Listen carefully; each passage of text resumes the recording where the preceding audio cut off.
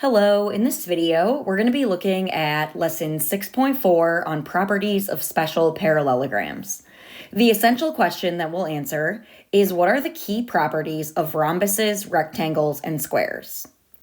All of these three shapes are special types of parallelograms. So let's go ahead and start by defining them. A rhombus is a quadrilateral with four congruent sides. So any four-sided polygon that has all four sides congruent would be a rhombus. A rectangle is a quadrilateral that has four right angles. And a square is a quadrilateral that has four congruent sides and four right angles. A square is both a rhombus and a rectangle, because rhombuses, again, have four congruent sides. Rectangles have four right angles. And since squares have both four congruent sides and four right angles, that makes a square both a rhombus and a rectangle.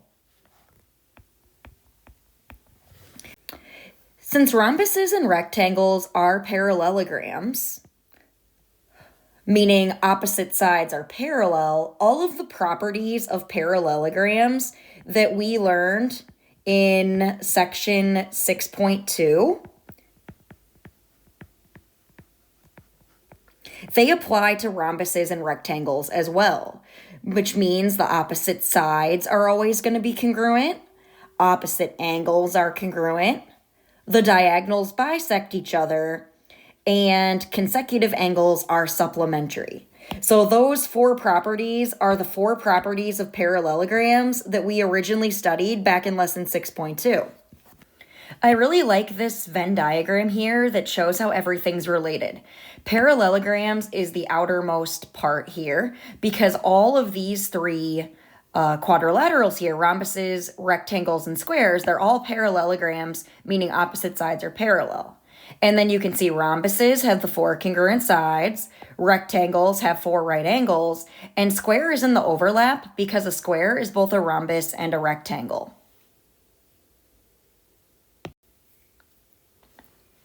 There are a couple of properties that apply specifically to rectangles. Now, since rectangles are parallelograms, all of those properties that we just looked at, those 4 bullet points, those are all properties of rectangles as well because rectangles are parallelograms, but these two properties are specific just to rectangles. So for the first property, rectangle property 1, theorem 641, says if a quadrilateral is a rectangle, then it is a parallelogram. So anytime you are given a rectangle, you know it's a parallelogram, meaning all of the properties of parallelograms apply to rectangles. So if you'd like to abbreviate this property or this theorem, you can say rectangle, arrow, parallelogram. And we'll use the symbol for parallelogram like this. The second property of rectangles, theorem 6-4-2, says if a parallelogram is a rectangle, then its diagonals are congruent. So if I look at this picture here, the diagonals are HK and GJ.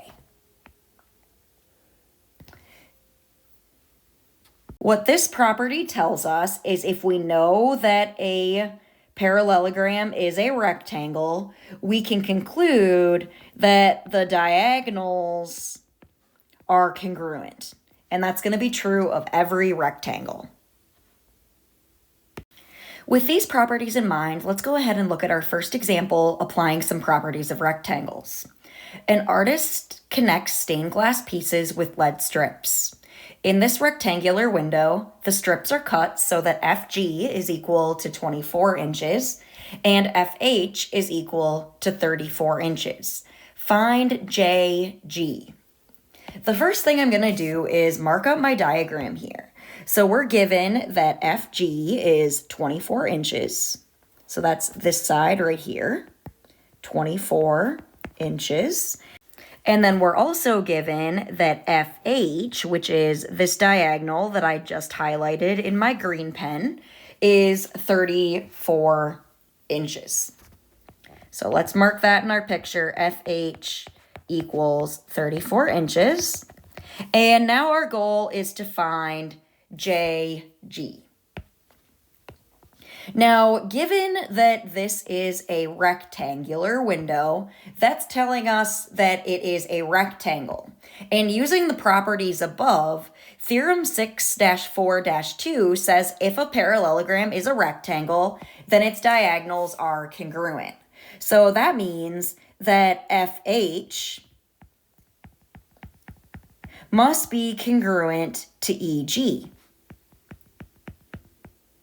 And the property that I'm using there is because it's a rectangle, the diagonals are congruent. So that's Theorem 6-4-2.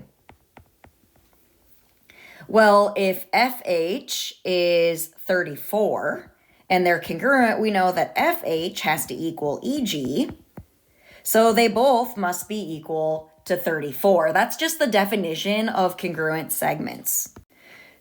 So now with this in mind, if these two are both 34 inches, we want to remember that a rectangle is also a parallelogram. And in a parallelogram, the diagonals bisect each other so that EJ is going to be congruent to JG. And that means that JG, which is what we're trying to find, is going to be 1/2 the length of the full diagonal, which is EG. And the property I'm using there is, since a rectangle is a parallelogram, the diagonals bisect each other. And that's just a theorem back from lesson 6-2. This was the abbreviation that I used for the theorem, but if you want to see the actual number, it is Theorem 6-2-4. So now we should be able to find GJ because we know that EG is 34. So we are kind of one step away here. Let's just take half of 34, and half of 34 is just 34 divided by 2, which is 17. So JG has to equal 17, and then it's the same unit as everything else, so it'll be 17 inches.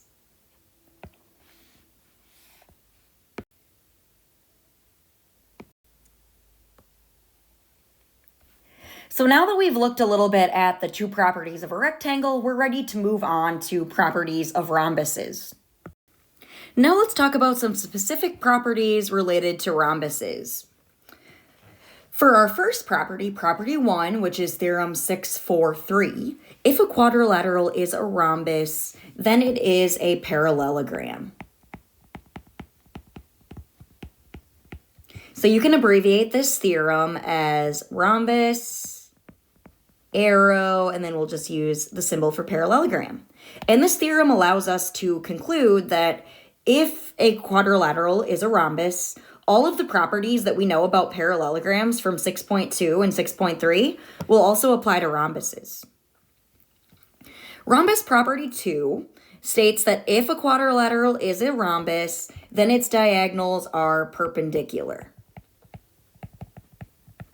So you'll notice in the picture here, there are two diagonals. We have diagonal QS and diagonal RT.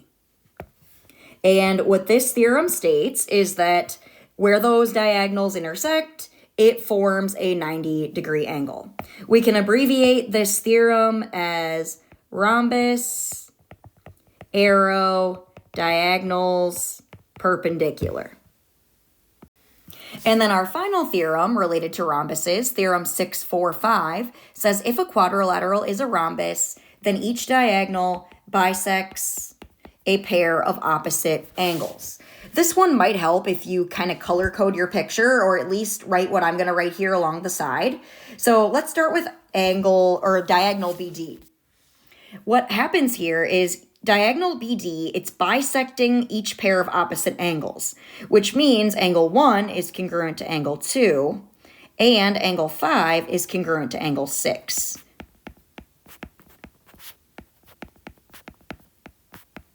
And because the opposite angles are congruent, and each of them is cut in half, all 4 of these angles are going to be congruent to each other. And then we can do the same with the second diagonal. So diagonal AC is going to bisect the pair of opposite angles. So we get angle 3 congruent to angle 4, and angle 7 congruent to angle 8.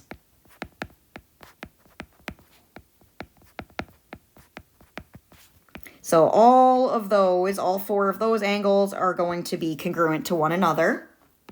There's not really a great abbreviation for this theorem, so you might be better off just saying theorem 645 or rhombus property 3, but sometimes you'll see it abbreviated like this.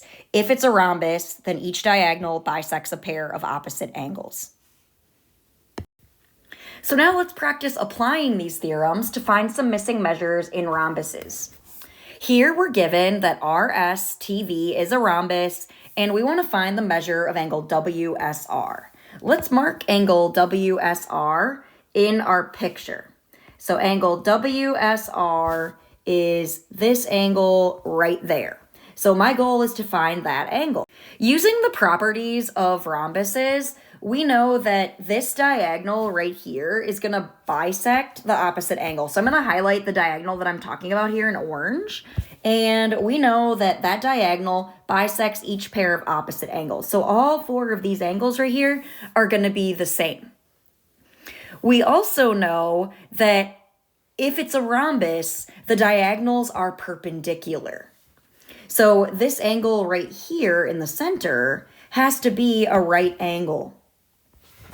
So I'm going to start there. The measure of angle SWT has to equal 90 degrees, and that's because anytime we have a rhombus, the diagonals are going to be perpendicular. That was theorem 644 that we just discussed. Well, notice that angle SWT is 2y plus 10. So if we just do a little algebra here, 2y plus 10 has to equal 90, and we can just do some kind of basic math here to calculate y. So I'm subtracting 10 from each side to get 2y equals 80, and then we'll divide by 2 to get y equals 40. Well, now that we know that y is equal to 40, we can go ahead and calculate the measure of angle TSW right here. So the measure of angle TSW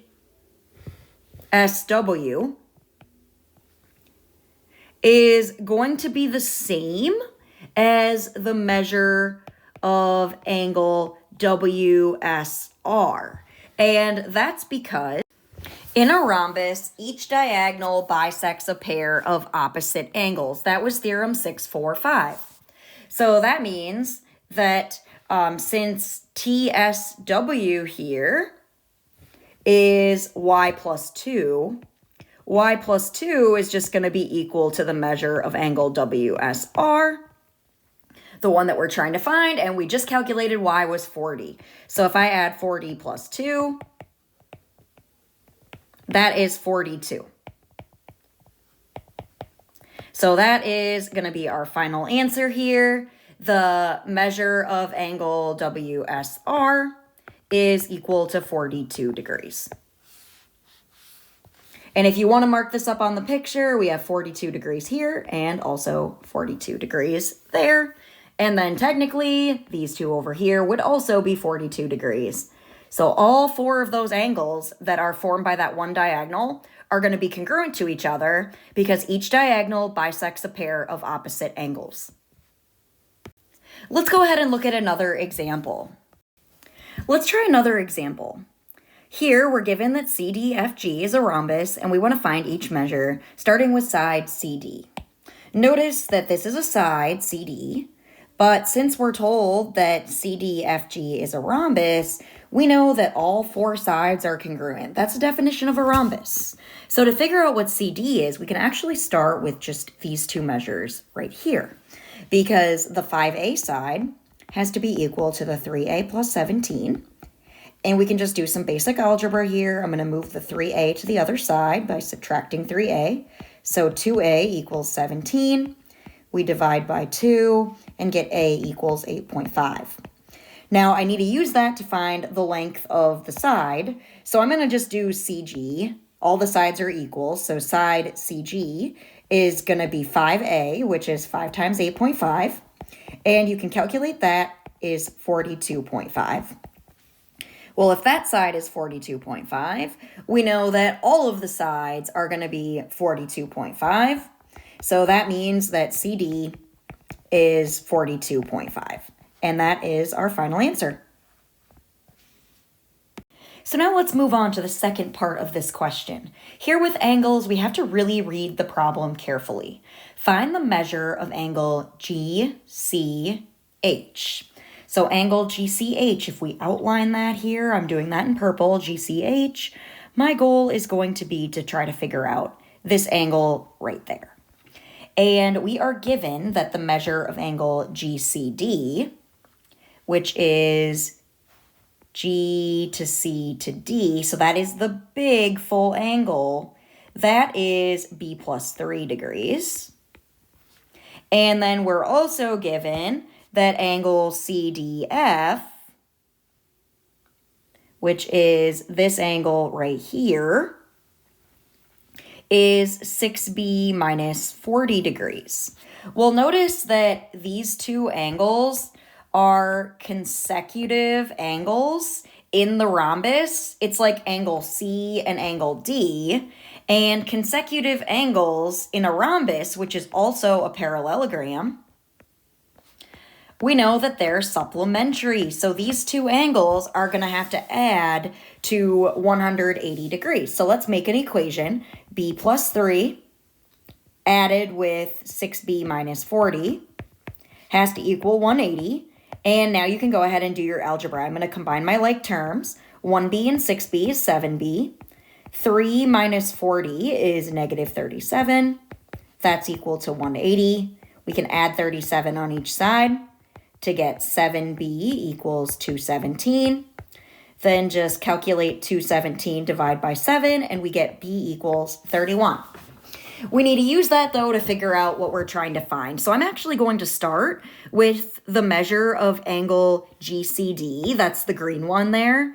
The measure of angle GCD is B plus 3 degrees, and if B is 31, 31 plus 3 is 34 degrees. So that angle is 34 degrees, and then remember that in a parallelogram, each diagonal bisects a pair of opposite angles. So these two angles right here are going to be the same. So to finish my question off, the measure of angle GCH, which is what we're trying to find, it's just going to be 1/2 the measure of that larger angle of 34 degrees. So take 1/2 of 34, and that makes the measure of angle GCH equal to 17 degrees.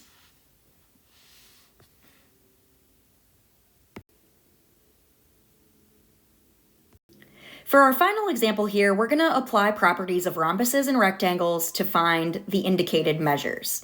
Notice that in this first problem, we are given that all four sides are congruent. So we know that this shape right here is a rhombus because of the four sides congruent. So we're going to want to look at our rhombus properties. And one of the properties of rhombuses is that the diagonals are perpendicular. So that means that angle 2 and angle 3 are both going to be right angles, both 90 degrees. Then to get the measure of angle 1 and angle 4, we can just use the triangles here. And there's a lot of times more than one way that we can do these problems. So I'm just looking at the triangle. And in the triangle, we know that the three angles have to add to 180. But it's a right triangle, so I already have 90 degrees covered. So really, if we just do 90 minus 52, that is going to be equal to 38. So angle 1 is 38 degrees. And then all of these angles here are going to be the same. Remember, the diagonals bisect a pair of opposite angles, so that means angle 4 is also 38 degrees. And if you wanted to check too, these two angles here would both be 52. And there would be another 90-degree angle right there and there. For our final example, we are given that QRST is a rectangle, and we're given that QS is equal to x plus 14, and RT is equal to 2x plus 19. Well, in a rectangle, we know that the diagonals are congruent. So really all we have to do is solve x plus 14 equals 2x plus 19. And we can do our algebra here. I'm going to move the x to the other side. So that's 14 equals x plus 19. Then I'm going to subtract 19 from each side to get negative 5 equals x. Now we want to figure out what QS is. It's okay that x is negative, but if I get QS as negative, the segment itself can't be negative. The variable, though, it is totally fine to be negative. So for QS, let's go ahead and just plug in that negative 5. QS is x plus 14. Well, negative 5 plus 14 is equal to 9. So QS is equal to 9.